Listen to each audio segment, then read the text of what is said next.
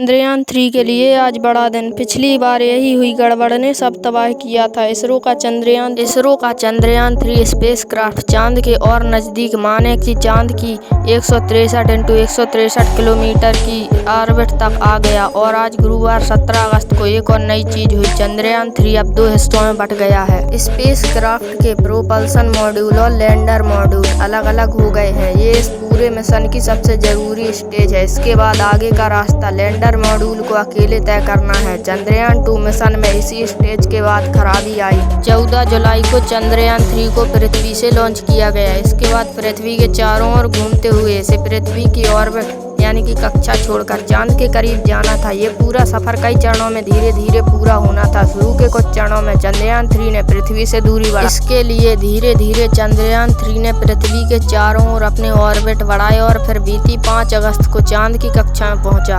अब धीरे धीरे चांद के चारों ओर अपनी कक्षा को छोटे करते जाना है। कल बुधवार 16 अगस्त को स्पेसक्राफ्ट का चौथा ऑर्बिट कम करने वाला मैन्यूवर था, यानी वो पैंतरेबाजी जिससे इसकी अंडाकार कक्षा छोटी होती है।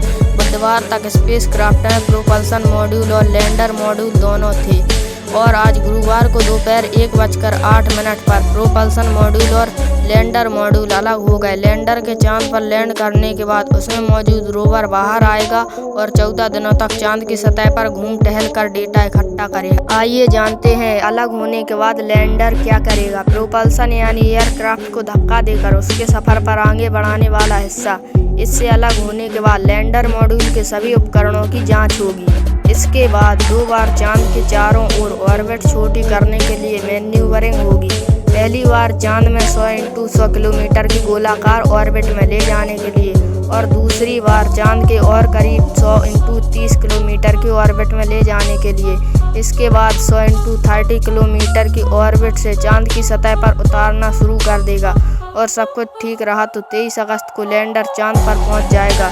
सब कुछ ठीक रहने के बाद हम इसलिए कर रहे हैं क्योंकि पिछली बार चंद्रयान 2 के लैंडर में इसी कारण के दौरान खराबी आई थी, जिसके चलते लैंडर की क्रैश लैंडिंग हुई थी और इसरो का लैंडर से संपर्क टूट गया था। इंडियन एक्सप्रेस अखबार के मुताबिक इसरो ने बयान में कहा है ये तैयारियों का वक्त है क्योंकि प्रोपल्सन मॉड्यूल और लैंडर मॉड्यूल अपने अलग अलग सफर के लिए तैयार। इसरो के अध्यक्ष एस सोमनाथ का कहना है कि चंद्रयान 2 से सबक लेते हुए हमने चंद्रयान 3 को डिजाइन करते वक्त फ्लेयर बेस्ड अप्रोच अपनाई है। माने इस बार चंद्रयान 3 को डिजाइन करते वक्त इस बात का ध्यान रखा गया है कि गलतियां या गड़बड़ियां होने के बावजूद भी इसे सही रास्ते पर कैसे बनाए रखना है। चंद्रयान 3 और चंद्रयान 2 में एक खास अंतर है जो इसे पहले से सुरक्षित रखता है। चंद्रयान 2 में प्रोपल्सन मॉड्यूल ही ऑर्बिटर की तरह काम करता था, यानी लैंडर और रोवर की चांद की कक्षा तक ले जाने का काम इसका ही था।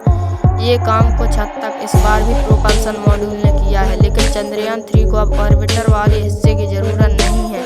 चांद की नजदीकी कक्षाओं से चांद पर उतरने तक का काम लैंडर मॉड्यूल अकेले कर लेगा। एक और सवाल, अब प्रोपल्सन मॉड्यूल क्या करेगा? असल में इसमें भी एक इंस्ट्रूमेंट लगाया गया है जो अगले कुछ महीनों तक इसरो के काम का डेटा इकट्ठा करेगा।